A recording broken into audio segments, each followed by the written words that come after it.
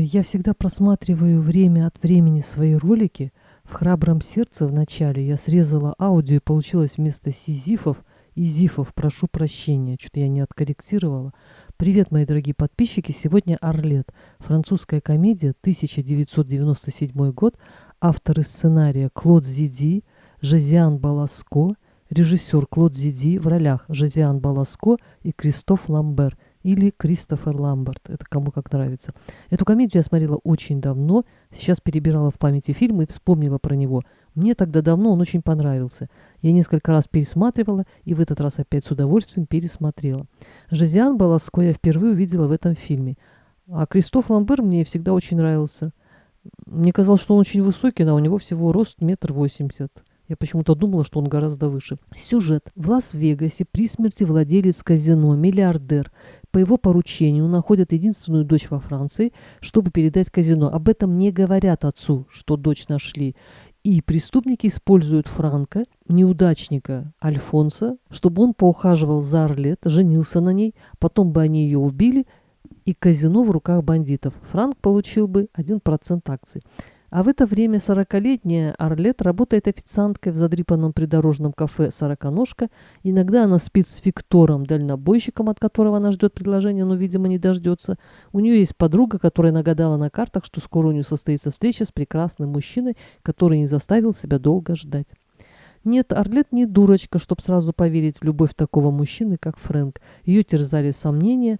Ну, а Фрэнк не сразу, но все же полюбил Арлет и не мог допустить, чтобы ее убили. В общем, хэппи-энд, они вместе, она сказочно богата. Теперь о своих впечатлениях. Первые кадры с Арлет. Немолодая, полная, коротышка, совсем не красавица, прическа с этими букольками, а работает кем? Официанткой в Мухосранске.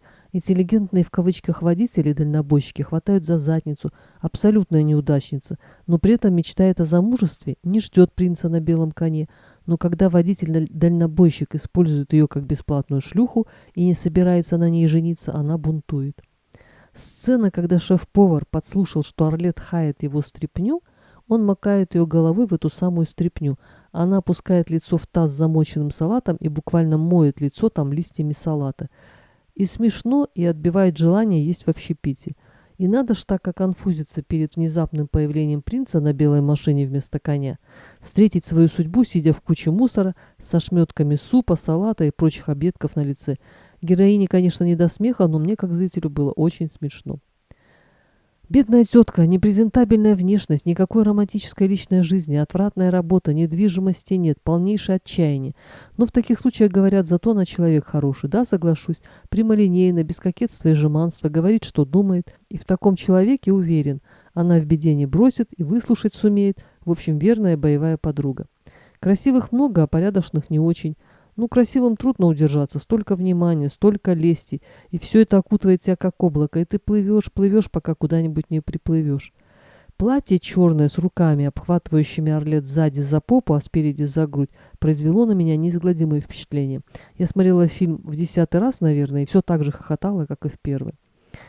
Поверила ли я, что в такой Арлет мог влюбиться в бывшем профессиональной афере сжигала Франк или Фрэнк? Вы знаете, да, объясню почему. В финале как она преобразилась. Короткая стрижка, выпрямленные блестящие живые волосы, черный комбинезон. Если бы она еще килограмм на 5 похудела, ну и так она выглядела замечательно. Вот как деньги преображают человека. Я тут видела короткие ролики на ютубе, как китаянки гримируются. Поразительно. Как из немолодой, с мешками под глазами тетки, они преображаются в молоденьких, красивых девушек. Просто волшебство. Но если честно, Фрэнк полюбил Арлет до преображения. Так бывает. Смотришь на тетку, ни кожи, ни рожи, а у нее и муж, и любовник. А тетка приговаривает, ласковый теленок 2 маток сосет. Но к Арлет это не относится, она просто хороший человек. А ведь это самое главное без иронии. И ведь ничего хорошего в жизни она не видела, и как хороший человек заслуживает счастья, и оно ей улыбнулось. Очень смешной, позитивный и просто добрый фильм. Я уверена, что все его видели, но если вдруг кто-то не видел, обязательно посмотрите. Не разочаруетесь. Всем пока.